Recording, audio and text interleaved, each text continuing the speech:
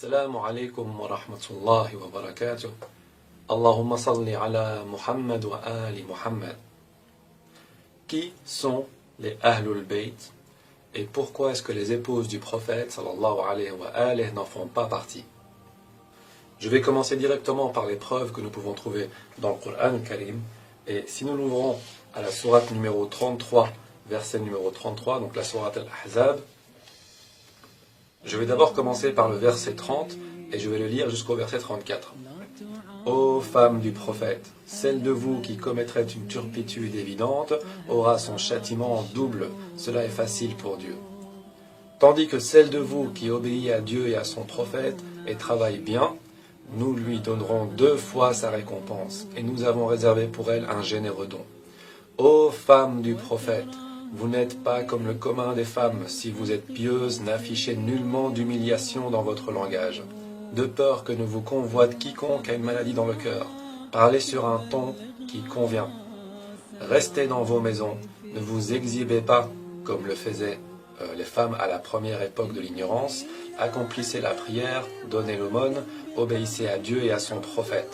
Dieu ne veut que vous évitez l'impureté, ô membres de la famille du prophète, et vous rendre purs excellemment. Rappelez-vous les versets de Dieu et la sagesse qui sont récités dans vos maisons. Dieu est bienveillant, gracieux, il connaît tout. Tout porte à croire que les versets que je viens de lire s'adressent aux femmes du prophète et uniquement aux femmes du prophète. Et nous pouvons le comprendre à travers cette terminaison-là, kunna. Donc min kunna, le kunna est un pronom possessif féminin pluriel.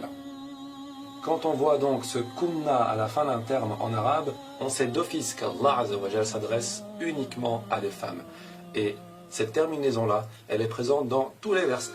Ici, min kunna, par exemple, un autre exemple, inni taqaytunna, d'accord, donc il y a toujours le unna derrière. Encore une fois, buyutikunna, et dans le dernier verset que j'ai cité, encore une fois, buyutikunna. Donc tous ces versets sont au féminin. Ce qui veut donc dire que tous ces versets concernent les épouses du prophète.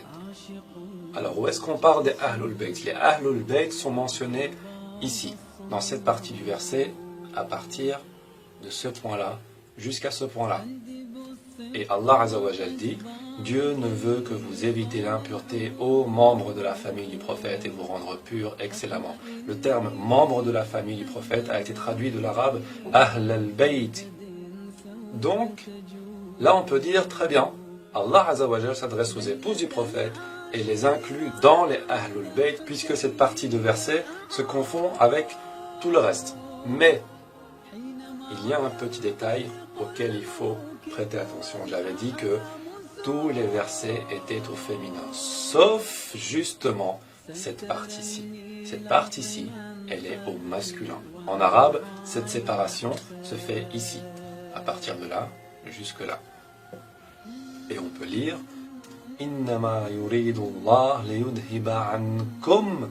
C'est bien comme ici qui est utilisé et non pas kunna. Si cette partie de verset était encore au féminin, on aurait dit Innama yuridullah liyudhibu ankunna. D'accord? Ar-rish ahl al-bayt wa yutahhirakum.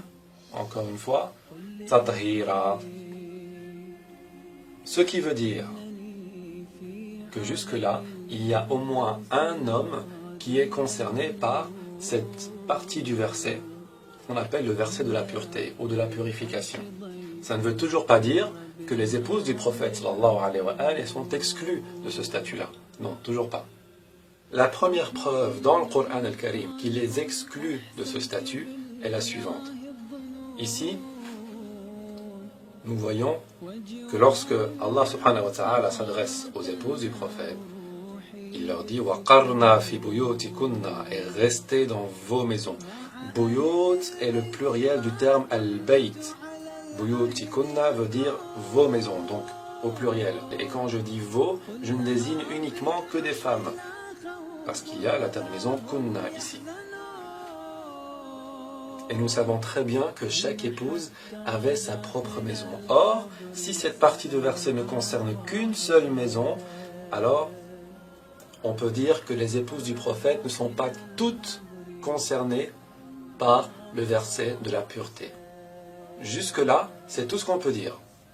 Il est possible qu'une seule seulement soit concernée par le verset de la purification, car il n'y a qu'une seule maison qui est concernée. Mais n'oublions pas que la première règle que j'ai énoncée tout à l'heure est que cette partie de verset est aussi au masculin. Et nous savons très bien que les épouses du prophète sallallahu alayhi wa alayhi vivaient seules dans leurs appartements. La preuve que le prophète sallallahu alayhi wa alayhi possédait plusieurs appartements est ici dans la même sourate au verset numéro 53. Quand Allah Azza wa Jal dit « Croyants, n'entrez pas dans les maisons du prophète. Ya ayyuhalladina amanu, la tadkhulu buyut an-nabi. » Buyut au pluriel encore une fois. On peut encore très bien dire, oui, mais peut-être que le prophète sallallahu alayhi wa alayhi avait plusieurs maisons dans lesquelles il habitait lui, sans pour autant habiter avec ses épouses. Non, détrompez-vous, ce sont bien les épouses qui possédaient leurs propres appartements. Et on peut le prouver à partir des hadiths comme celui qu'on peut trouver dans le Sahih al-Bukhari. Et c'est le Sahih al-Bukhari de l'édition An-Nur, le premier tome, au hadith numéro 355 que voici.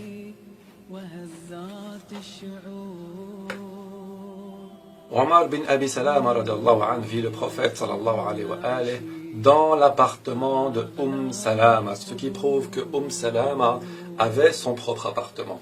Nous pouvons trouver un deuxième hadith, toujours dans le Sahih al-Bukhari, mais le tome numéro 3 cette fois-ci, et c'est le hadith numéro 5430. Ici, dans une partie, un jour que l'envoyé de Dieu sallallahu alayhi wa alayhi entra dans l'appartement de Aïcha, ce qui veut dire que Aïcha avait également son propre appartement. Ce qui prouve, ce qui ne fait que confirmer les paroles d'Allah Azza wa Jal lorsqu'il dit « Ne sortez pas de vos maisons, restez dans vos maisons ». Donc vos maisons au pluriel féminin. Donc pour l'instant, deux preuves ou une preuve qui confirme l'autre. Non seulement le verset change du féminin au masculin, mais en plus il change du pluriel au singulier. C'est-à-dire que non seulement le verset de la purification ne concerne qu'une seule maison, mais en plus elle concerne une maison où vit au moins un homme. Et ce n'est pas le cas des maisons des épouses du prophète sallallahu alayhi wa alayhi. La maison où vit au moins un homme est la maison de Fatima az-Zahra alayhi salam et la maison de Ali alayhi salam. Et nous pouvons encore une fois le prouver dans le Sahih al-Bukhari de la même édition, dans le tome numéro 2 cette fois-ci, au hadith numéro 2613. Et ce hadith dit: Ibn Omar a dit, le prophète sallallahu alayhi wa alayhi se rendit à la maison de Fatima, mais il n'y entra pas. Ali étant venu ensuite, Fatima lui raconta la chose. Ali en parla au prophète sallallahu alayhi wa alayhi, etc. Ici, la preuve montre que Fatima et Ali alayhum salam vivaient dans la même maison, ce qui est tout à fait logique étant donné qu'ils sont mari et femme.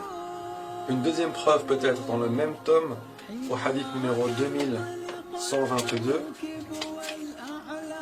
ici. Abu Huraira il a dit, en parlant du prophète sallallahu alayhi wa alayhi, là, il s'assit sur le seuil de la demeure de Fatima et s'écria: Es-tu là, petit? Es-tu là, petit? Et la petite note numéro 37 que nous pouvons retrouver ici en bas, le prophète sallallahu alayhi wa alayhi voulait désigner Al-Hassan, fils de Fatima. C'est une preuve qui ne fait que confirmer qu'il y avait plusieurs hommes qui habitaient dans cette même maison. Et donc, obligatoirement, le verset de la purification ne s'adresse qu'à ces personnes-là, c'est-à-dire Ali, Fatima, Hassan ou Hussein alayhum salam.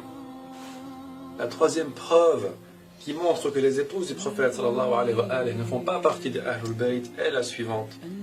Dans le Coran al-Karim, à la même sourate, la sourate numéro 33 donc, lisez bien le verset de la purification.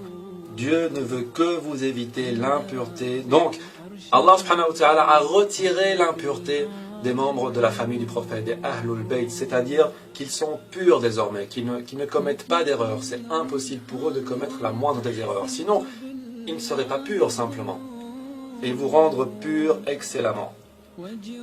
وَيُطَهِّرُكُمْ تَطْهِيرًا. Si c'était وَيُطَهِّرُكُمْ simplement, on aurait pu dire, ok, c'est une pureté qui n'est pas absolue. Mais lorsqu'il y a يُطَهِّرُكُمْ تَطْهِيرًا, cette insistance montre bien que c'est une pureté qui touche absolument tous les domaines. Et, encore une fois, le verset numéro 30 de cette même sourate prouve bien que les femmes du prophète sallallahu alayhi wa alayhi, peuvent ne pas être pures et donc automatiquement ne sont pas concernées par cette partie de verset. Ici, ô femmes du prophète, celle de vous qui commettrait une turpitude évidente aura son châtiment en double. Cela montre bien que les épouses du prophète sallallahu alayhi wa alayhi, ne sont pas immunisées contre l'erreur. Elles peuvent commettre des turpitudes. Et c'est encore plus confirmé par la sourate At-Tahrim, qui est la sourate numéro 66, où nous pouvons lire: quand le prophète confia un secret à une de ses épouses, mais elle en fit part à une autre, Dieu en avisa le prophète. Le prophète fit connaître à son épouse une partie de ce qu'il savait et passa l'autre partie sous silence.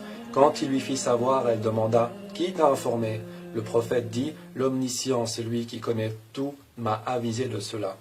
Si vous revenez toutes deux repentantes à Dieu, donc si vous vous repentez à Dieu, c'est bien pour vous, parce que vos cœurs se sont dévoyés. À ce moment-là, lors de ces faits, les cœurs des épouses qui sont concernées par le verset se sont déviés du droit chemin, se sont dévoyés.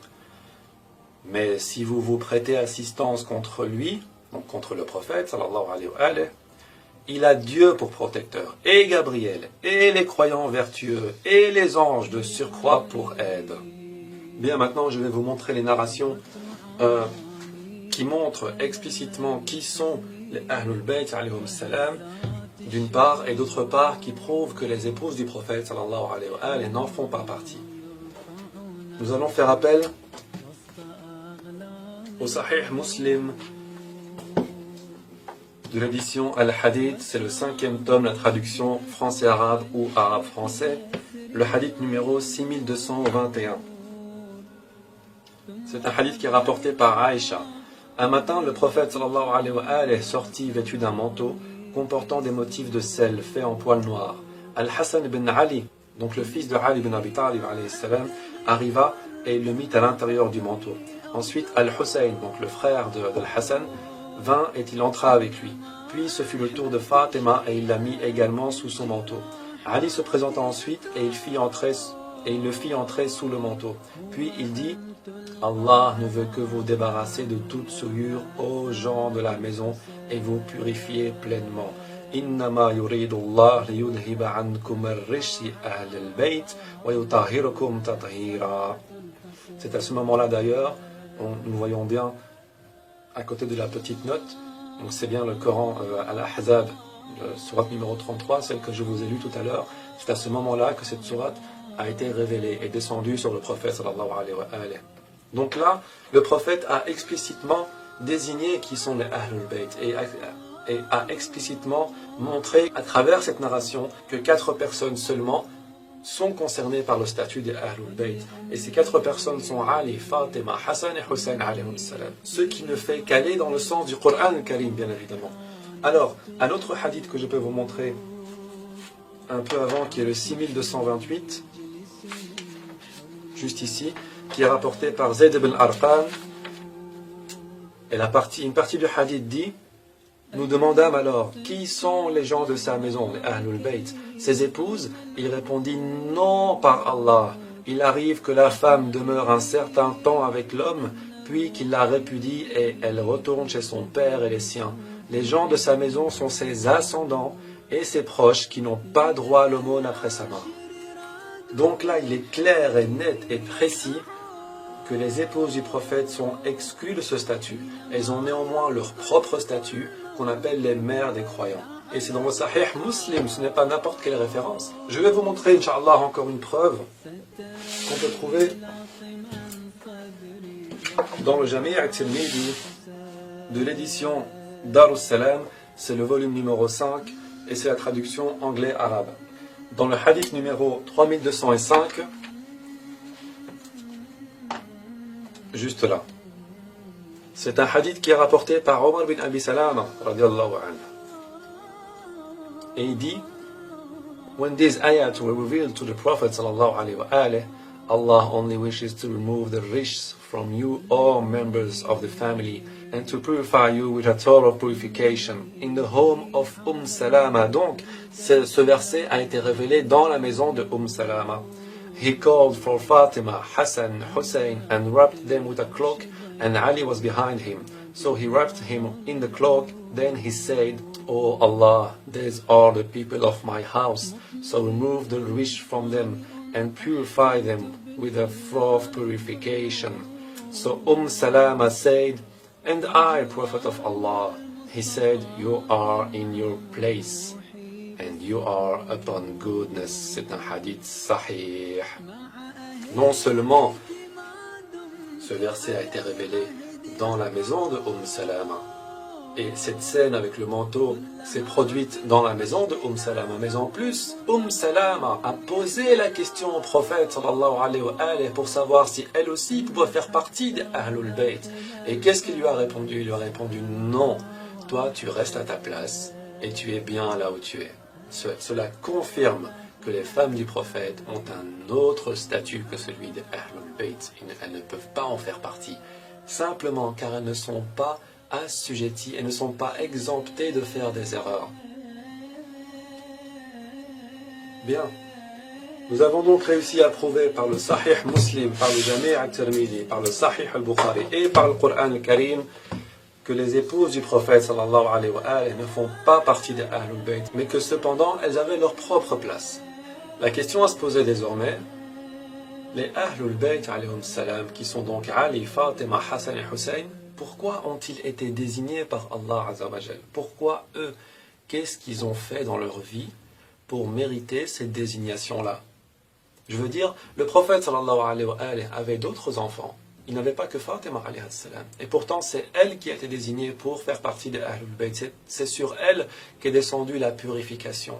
Et croyez-moi que c'est un statut qui ne peut pas être accordé à des personnes simples, à des personnes qui ont de simples mérites, qui font simplement les choses. Non. À travers la vie de Ali, de Fatima, de Hassan et de Hussein, nous nous rendons compte en lisant leur biographie, en lisant les narrations, qu'ils ont pleinement mérité ce statut-là. Que ce qu'ils ont accompli dans leur vie n'a été accompli par aucun autre compagnon, aucun autre musulman, mis à part le prophète, évidemment, sallallahu alayhi wa alayhi. Car si la purification serait descendue sur la fille du prophète, sallallahu alayhi wa alayhi, rien que parce qu'elle est la fille du prophète, alors il y a favoritisme. Alors on peut dire, astaghfirullah, que Dieu a préféré choisir sans aucune raison Fatima alayhi salam aux autres filles du prophète. Non. Évidemment, ce n'est pas possible.